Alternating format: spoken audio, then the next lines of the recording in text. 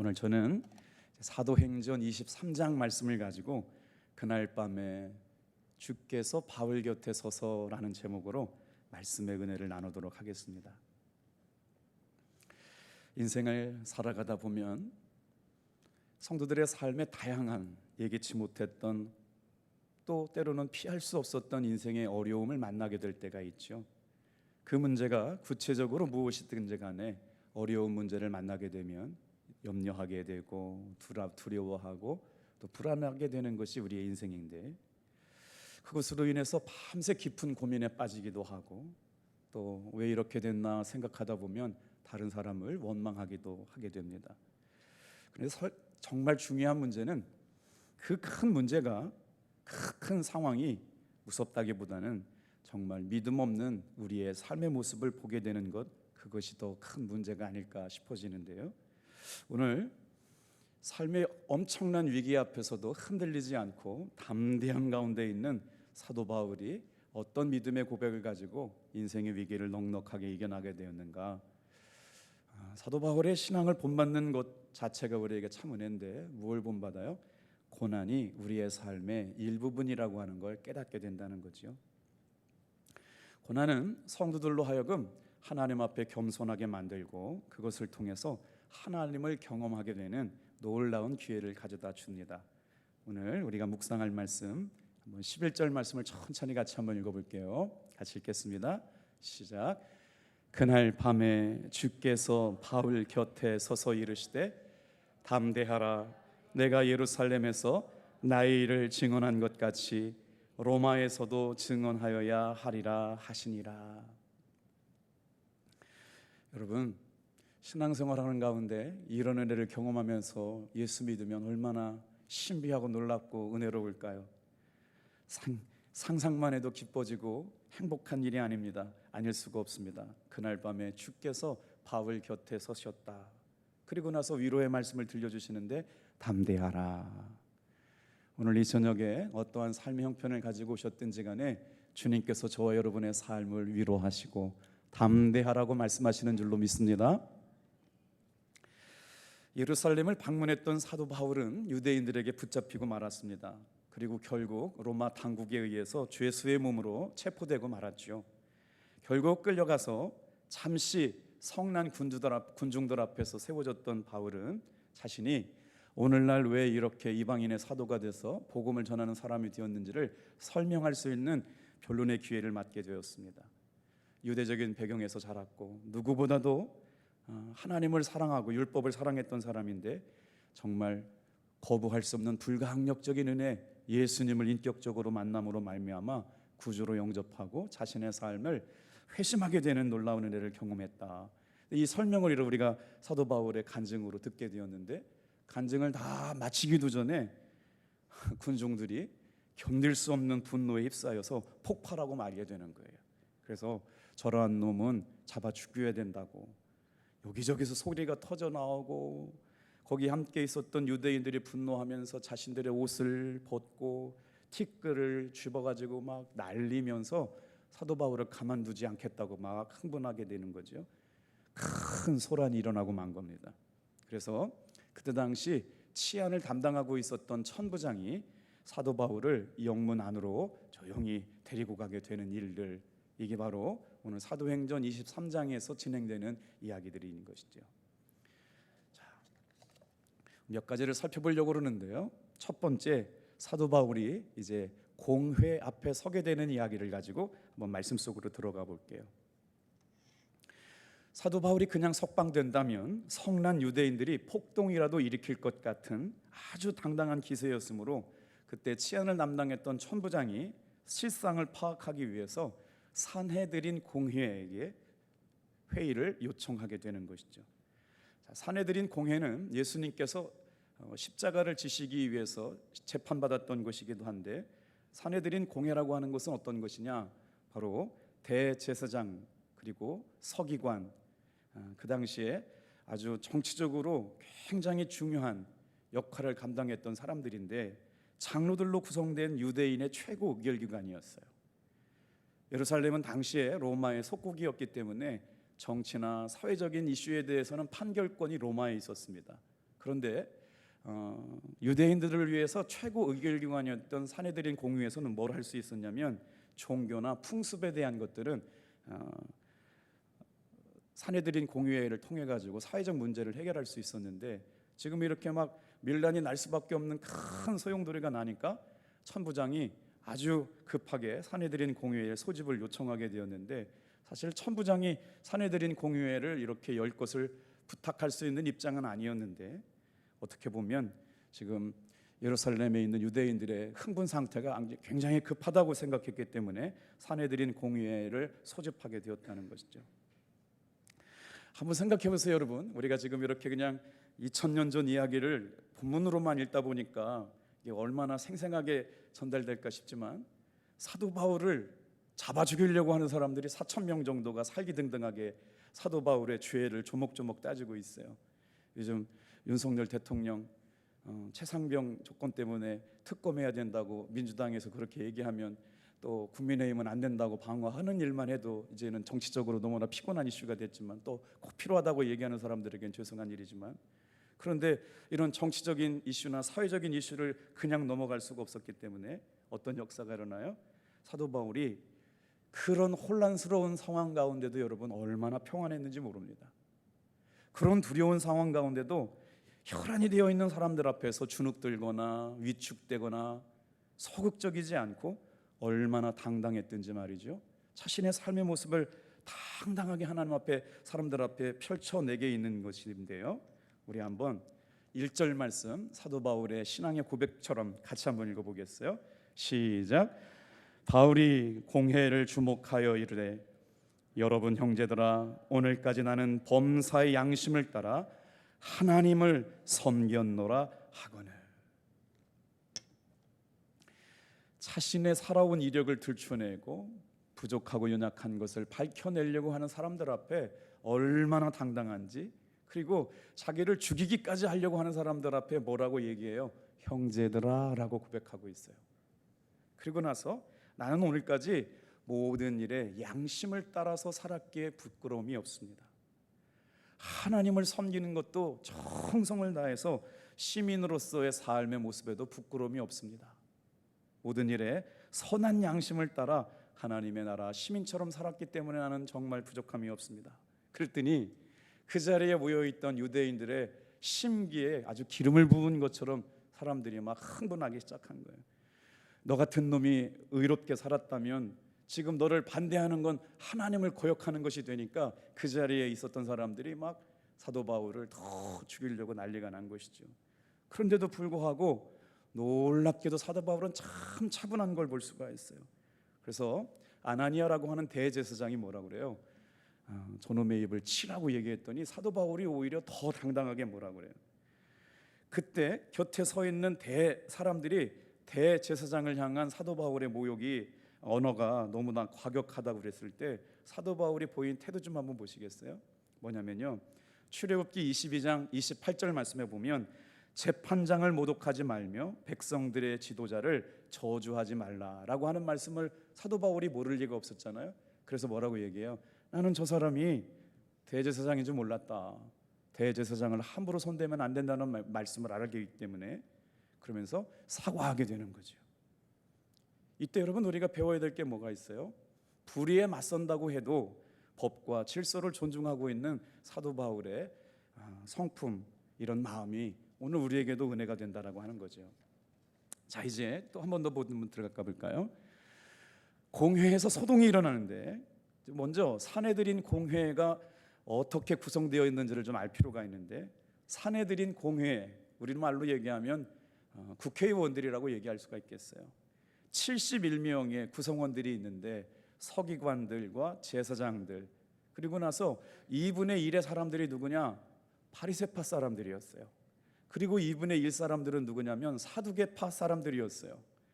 자, 오늘날로 말하면 바리새파 사람이 여당이냐, 사두개파 사람이 야당이냐, 성경 주석에 보니까요, 사두개파 사람들이 여당이었고 바리새파 사람들이 야당이었어요. 그러니까 71명의 반절반절이 아주 그냥 치열하게 또 국론을 의결하고 종교적이나 제사적이거나 또 풍속에 관한 것들을 다스리기 위해서 모였던 이 사내들인 공회가 참 신기한 게요, 사두개파 사람들하고 바리새파 사람들은 전혀 하나가 될 수 없는 사람들입니다, 여러분.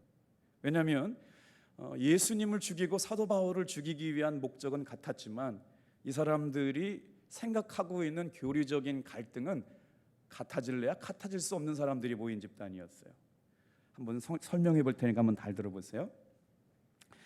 바리새파 사람들은 영혼의 불멸을 믿었어요. 그리고 육체의 부활을 믿었습니다. 그런데 사두개파 사람들은 마치 왕국해간 사람들처럼 영혼의 불멸은 없다, 육체의 부활은 없다.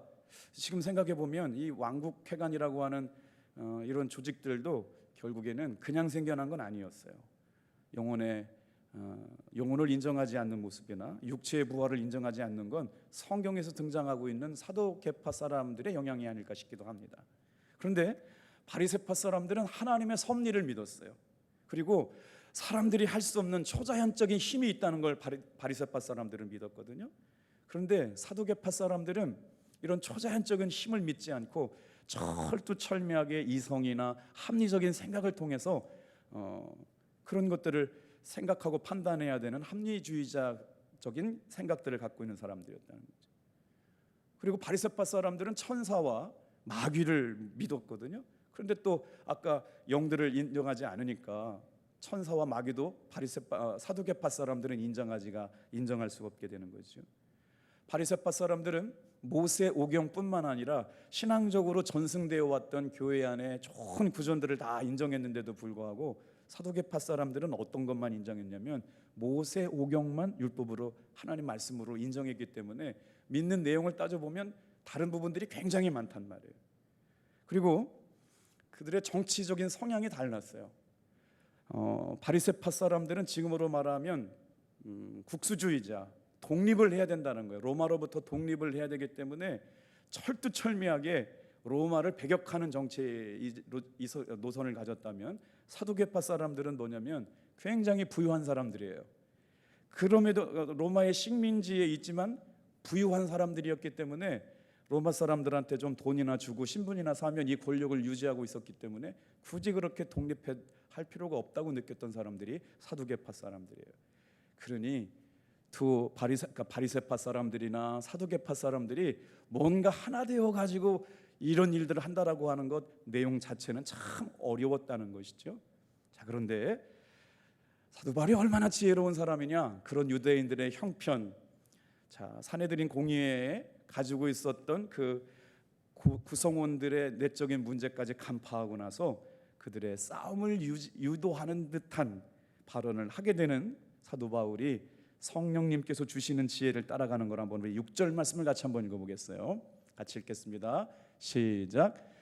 바울이 그중 일파는 사두개인이요 다른 일부는 바리새인인 줄을 알고 공회에서 외쳐 이르되 여러분 형제들아 나는 바리새인이요 또 바리새인의 아들이라 죽은 자의 소망 곧 부활로 말미암아 내가 신문을 받노라. 공회 분위기로 보니까 뭘 얘기해도 자기가 여기서 자유로울 수 없다라고 하는 걸 사도 바울이 직감적으로 알게 된 거죠. 그런데 워낙 유대인 중에 유대인이었던 바울에게 있어서 지금 여기 와 있는 사내들인 공회의 사람들이 어떤 배경에 있는 사람인지 다 알고 있었기 때문에 하나님이 주시는 지혜 가지고 자기가 바리새파의 아들이었고 내가 이렇게 지금 신문 받고 있는 건 사람의 부활, 예수님이 부활했다라고 하는 걸 증거하기 때문에 이런 모진 고난을 받고 신문 받고 있다. 그때부터 이제 이 사내들인 공회가 아주 좌우로 쫙 갈라지게 되면서 본인들끼리 싸우게 되는 것이죠.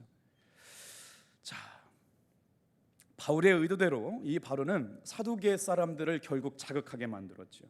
사두개 사람들은 구약 중에서도 모세오경만 정경으로 인정하고 부활도 없고 천사도 없고 영생도 없다고 얘기하고 있는 사람들인데 사도 바울은 지금 자기가 바리새파 사람이고 부활을 얘기하고 있고 또 영의 존재도 믿고 천사도 얘기하고 있는 사람이라고 하는 것을 알게 되니까 바리새파 사람들 중에 사도 바울을 옹호하고 나선 사람이 있다는 거예요. 만약 저 사람이 천사의 감동 주심으로 얘기하는 거라면 우리는 저 얘기를 들어야 되지 않느냐. 금방 바리새파 사람들 중에 그러니까 지지하는 사람들이 생겨났더니 사두개파 사람들은 더 이상 들을 수가 없는 모욕적인 언사를 하고 있는 거죠.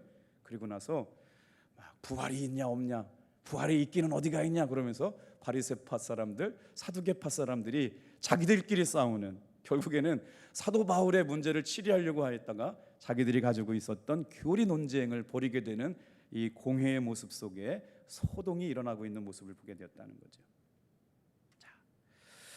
자, 싸움이 크게 벌어졌고 공회에서 소동이 일어나지는 가운데에서도 이 일을 지켜보면서 어떤 일들이 일어나요, 여러분? 삶의 풍랑과 위기와 갈등 속에서도 하나님의 사람을 지키시는 여러분 놀라운 은혜가 바울에게 임합니다. 그 천부장은 굉장히 중립적인 사람일 수밖에 없잖아요. 천부장은 로마 군대에서 파견한 천부장이니까. 근데 사도 바울이 로마 시민권자인 걸 알게 되니까 어떻게 돼요? 재판 중에 지금 진행되고 있지만 그를 보호해야 될 책임이 있어서 천부장이 사도 바울을 데리고 영내로 들어가는데, 오늘 사도 바울이 보인 여러분 삶의 태도를 좀 보세요. 예수님께서 뭐라고 말씀하세요? 뱀같이 지혜롭고 비둘기같이 순결하라. 우리 다 같이 한번 따라해 보겠습니다.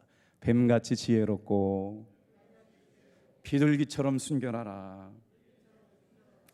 사도 바울은 상황을 판단하면서도 적절하게 대처할 수 있었어요. 예수님께서 이미 우리 예수 믿는 사람들에게 가르쳐 주신 지혜, 바로 마가복음 13장 11절 말씀인데요. 우리 같이 한번 읽어보겠습니다. 시작.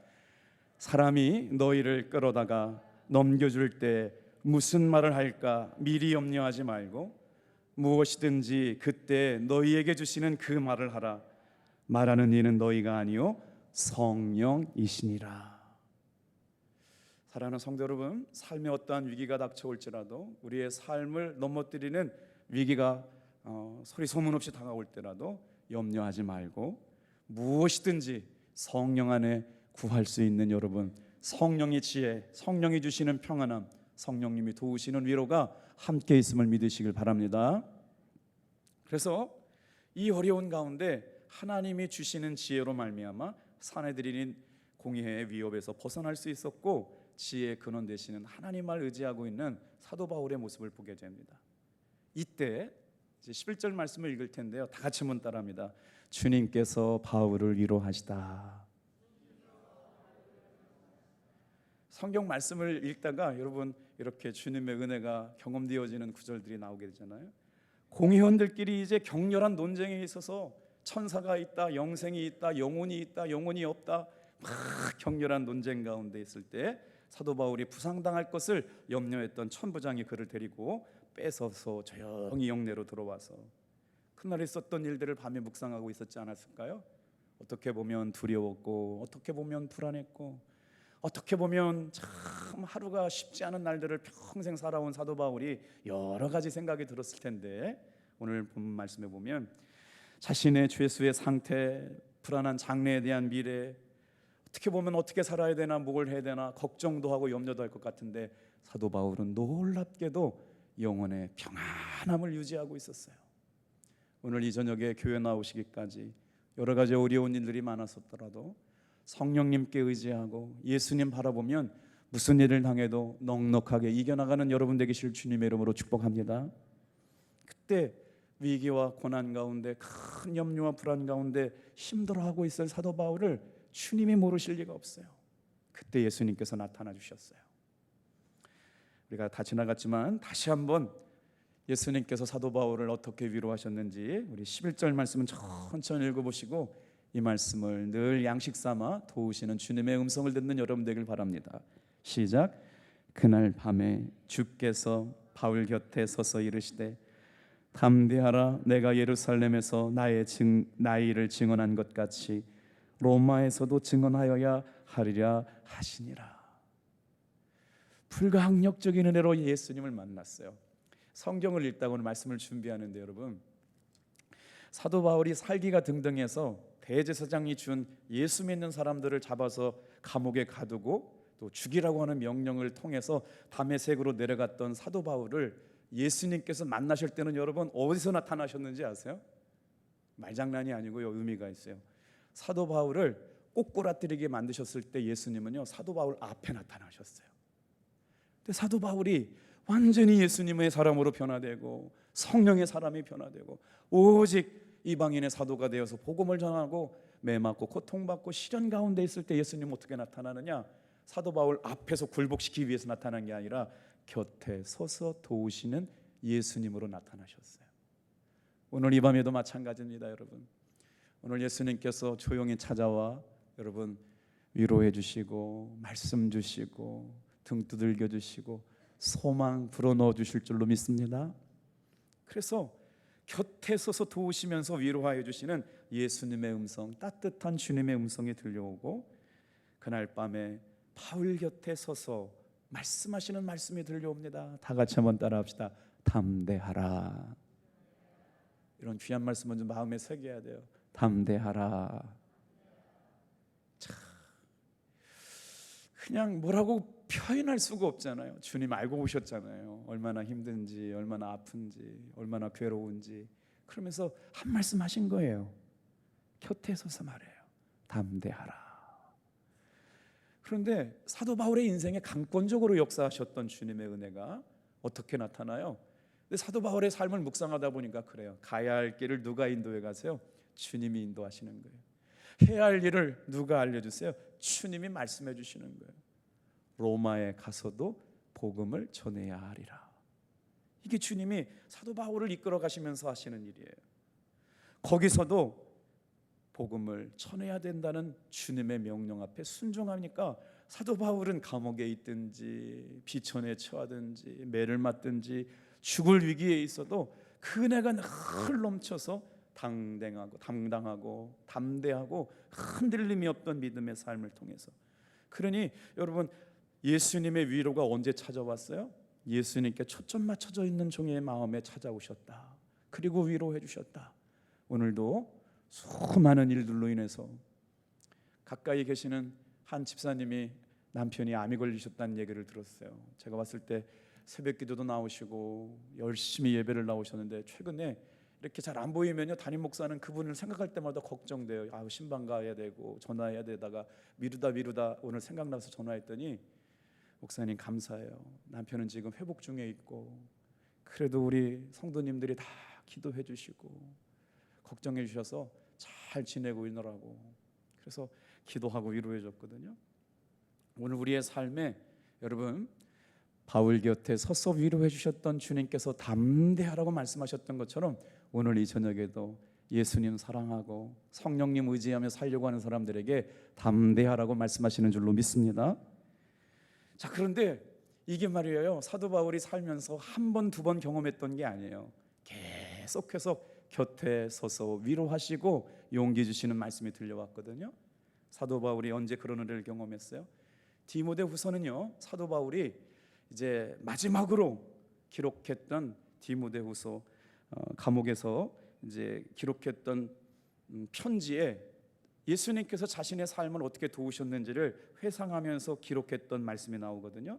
그때도 주께서 내 곁에 서서 나를 강건케 하시니라고 위로하여 주실 뿐만 아니라 여러분, 강건하게 하여 주실 줄로 믿습니다. 담대하라고 하실 뿐만 아니라 강건하게 하라고 말씀하신 줄 믿어요.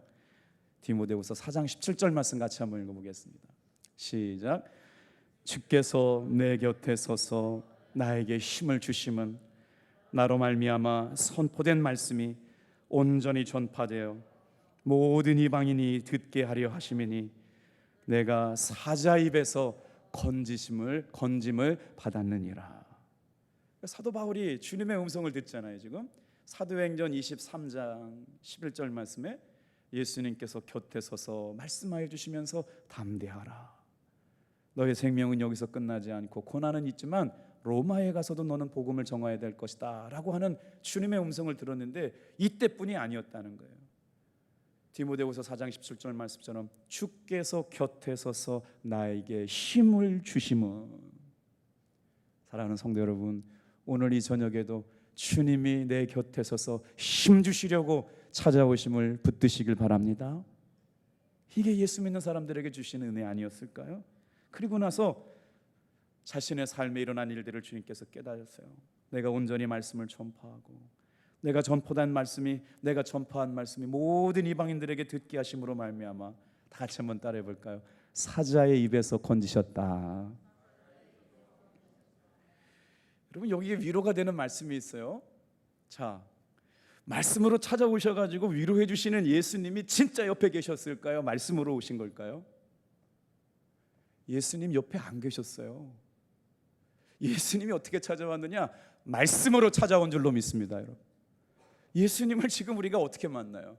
그런데 오늘 성경 말씀에 사도 바울 곁에 서서 위로하시고 힘 주시는 하나님 예수님이 어떻게 말씀하세요? 말씀으로 위로하시고 말씀으로 힘 주셨다면, 시간과 공간을 초월해서 역사하시는 성령님의 음성이 오늘 이 저녁에도 사모하고 기대하는 사람들에게 곁에 서서 위로의 말씀으로 찾아오실 줄로 믿습니다. 사도 바울 곁에 예수님이 육체의 몸으로 계신 게 아니라 말씀으로 찾아오셨다는 거예요. 또 한번 찾아볼까요? 마태복음 28장 20절, 예수님께서 우리에게 주시는 위로의 말씀이에요. 같이 한번 큰 소리 읽어볼게요. 아주 중요하다고 보냈더니 방송팀에서 그냥 빨간 글씨로 저렇게 놓으셨네요. 같이 읽어요. 시작. 내가 너희에게 분부한 모든 것을 가르쳐 지키게 하라. 볼지어다 내가 세상 끝날까지 너희와 항상 함께 있으리라 하시니라. 주께서 내 곁에 서서 말씀하시되, 주께서 내 곁에 서서 힘주시되, 주께서 세상 끝날까지 너와 항상 함께 하리로다. 이 말씀에 위로받고 힘을 얻는 여러분 되시기를 축복합니다.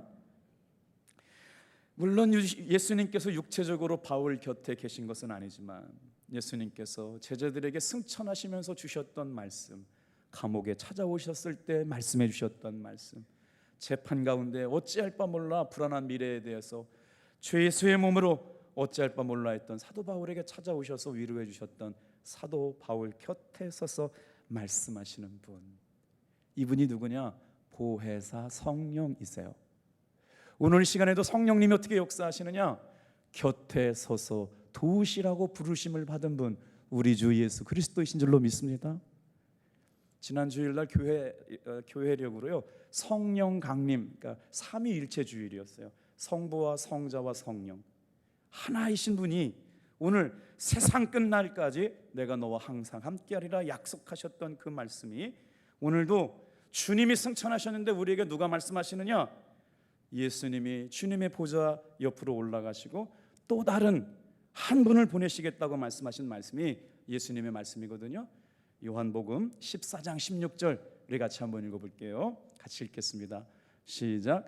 내가 아버지께 구하였으니 그가 또 다른 보혜사를 너희에게 주사 영원토록 너희와 함께 있게 하리니.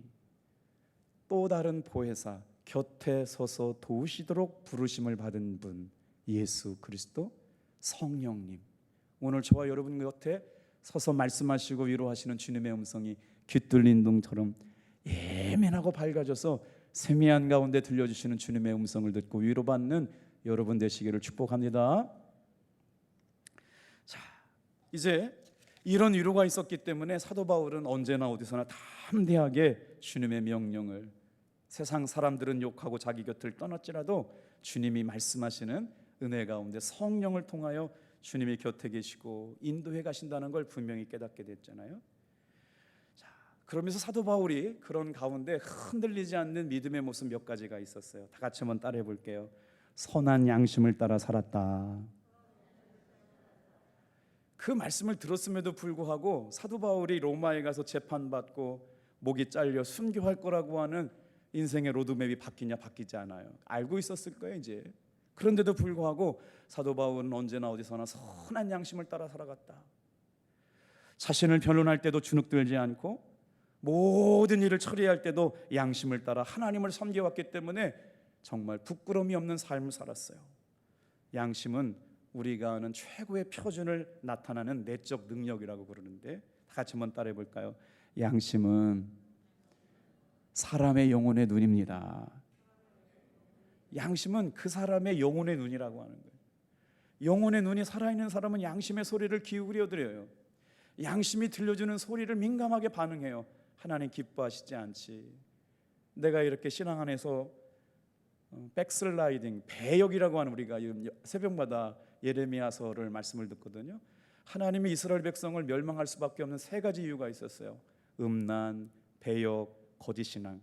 이것 때문에 하나님은 바벨론을 통해 가지고 하나님의 백성을 심판하실 수밖에 없어 갖고 무너지게 하신다고 그러는데, 성경 묵상하다가 배역하다라는 단어가 잘 저도 이해가 안 돼 가지고 성경을 찾아봤더니 뭐라고 써 있느냐, 배역이라는 단어를 잘 안 쓰잖아요, 우리말로. 영어 성경에 뭐 있느냐, 백슬라이딩이라고. 슬라이딩은 미끄러져 들어가는데 어떻게 됐어요? 미끄러져 들어가야 되는데 백슬라이딩은 미끄러서 떨어지는 걸 말하는 거예요. 하나님의 은혜 보좌 앞에 나와야 될 사람들이 자꾸 신앙에서 백슬라이딩 해가지고 멀어져 가는 거예요. 예배에서 멀어지고, 말씀에서 멀어지고, 헌신하고 봉사하고 기쁨으로 참여하는 일에서 자꾸 백슬라이딩해요. 미끄러져 떨어져 가요. 은혜 앞에서, 예배 앞에서, 감동 앞에서. 사랑하는 성도 여러분, 날마다 믿음의 도리를 굳게 잡고 은혜의 보좌 앞에 나오시기를 축복합니다. 이게 제 말이 아니에요. 성경 말씀이에요. 성경 말씀. 하나님께서 바벨론을 손을 들어가지고 남유다 백성을 멸망할 수밖에 없었던 것은 음란과 우상숭배, 배역, 그 다음에 거짓 신앙이었다. 그걸 예레미야가 계속 얘기하니까 듣기 싫었단 말이에요. 하나님은 어쩔 수가 없었어요. 그런 것처럼 사도 바울은 그 어떤 상황에도 흔들리지 않고 하나님의 말씀에 순종하며 살았다는 거죠. 이제 우리가 말씀을 이제 정리하려고 그러는데 중요한 얘기가 나와. 다 같이 한번 따라합시다. 어떤 상황에서도 하나님의 감동을 따라가자. 성경을 읽다가 성경이 이해가 안 되는 건요, 동명이인이 너무 많아요. 예를 들면 지금 아나니아라고 하는 사람이 사도행전에 세 사람의 다른 아나니아가 등장하게 되거든요. 첫 번째 아나니아라는 사람이 언제냐? 성령 충만한 아나니아 사람, 아나니아라는 이름을 가진 사람. 언제 나타났어요? 사울이 이제 예수님을 인격적으로 만나면서 강한 빛이 쪼여졌는데 누구에게 성령이 임해요? 아나니아라고 성령 충만한 사람 아나니아에게 가서 사도 바울에게 안수기도 해주라고 명령을 받고 순종했던 사람이, 여러분, 영적으로 민감했던 아나니아라는 사람이에요. 근데 두 번째 등장했던 이제 아나니아와 삽비라는 어떤 사람이냐, 바나바가 지도자가 되어가지고 열심히 이제 지도를 막 따라고 막 사람들의 명성을 따니까 그 사람처럼 하고 싶어서 하나님, 베드로 사도 앞에서 거짓말을 했던 사람, 이 사람이 누구냐면 아나니아였어요. 그리고 등장하는 오늘 본문에 이 아나니아라고 하는 사람은 대제사장이었어요. 사도 바울을 지금 공회에 불러놓고 재판하면서 신문하고 있는 대제사장 누구? 아나니아라고 하는 사람이 바로, 그러니까 성경에 등장한, 사도행전에 등장하는 사도 바울에게 안수했던 성령 충만했던 아나니아와 삽비라고 해서 하나님 앞에 전부를 드렸다고 하면서 반쪽을 숨겨놨던 거짓 종이었던 아나니아가 있고, 지금 오늘 등장하는 아나니아는 대제사장 아나니아인데 예수님 오시고 나서 47년에서 59년도까지 재임했던 예루살렘의 대제사장이었어요. 여러분, 역사가 얼마나 무서운지 압니까? 성경에 기록되었던 아나니아의 삶을 그 1세기 역사가였던 요세푸스라는 사람이 아나니아 대제사장에 대해서 이렇게 표현했어요. 그는 세속적인 사람일 뿐이나 성질이 급하고 난폭한 사람이요, 주저없이 사도 바울은 그를 회칠한 무덤이라고 욕을 했어요. 그의 삶이 여러분 역사적으로 어떻게 됐다고 기록하는 줄 아세요? 사도 바울이 지금 아까 이렇게 자기를 변론하니까 사도 바울 입을 치라고 얘기했던 사람이 아나니아 대제사장이었다니까요. 그랬더니 사도 바울이 화가 나가지고 회칠한 무덤같이 어찌하여 하나님의 말을 대적하고 거행하느냐, 하나님께서 너를 가만두지 않게 하시리라 했잖아요. 성령에 감동받아서 한 일인데 역사가는 어떻게 기록되었느냐, 아나니아는 주후 59년 대제사장직에서 면직되었고요, 로마의 반기를 들었던 사람들에 의해서 여러분 피살돼서 죽임을 당하고 말아요. 사도 바울의 예언대로 그는 그렇게 죽고 말았다는 거죠. 그럼에도 불구하고 사도 바울은 온전히 성령님의 인도하심 앞에 민감하게 살아가려고 했다는 것이죠. 자, 그리고 나서 어떻게 됐어요? 사내들인 공회 앞에서 어떻게 말할까, 어떻게 변론할까, 하나님이 주시는 지혜를 구해서 뱀같이 지혜롭고 비둘기같이 순결하게 말함으로 말미암아 그 공회에 모였던 사람들끼리 바리새파와 사두개파 사람들끼리 싸우게 만드는 하나님의 지혜로 이야기했다. 그리고 끝까지 우리 한 번만 따라해 보겠습니다. 끝까지 사명을 붙들었습니다. 사도 바울은 이방인의 사도 역할을 감당하면서 누구보다도 많은 고난을 당했고 얼마나 어려움과 좌절을 많이 당했는지는 우리가 늑히 알고 있어요. 그런데도 어떻게 해요? 성령님께서 말씀하여 주시고 예수님께서 곁에 서서 위로해 주셔서 사도 바울이 가야 될 사명을 확인시켜 주셨어요. 오늘 이 저녁에 나와서 하루 종일 열심히 일하고 주의 말씀을 붙들고 사시는 귀한 사랑하는 성도 여러분, 주님이 맡겨주신 사명 붙잡고 끝까지 승리하는 여러분 되시길 주님의 이름으로 축복합니다. 기도하겠어요.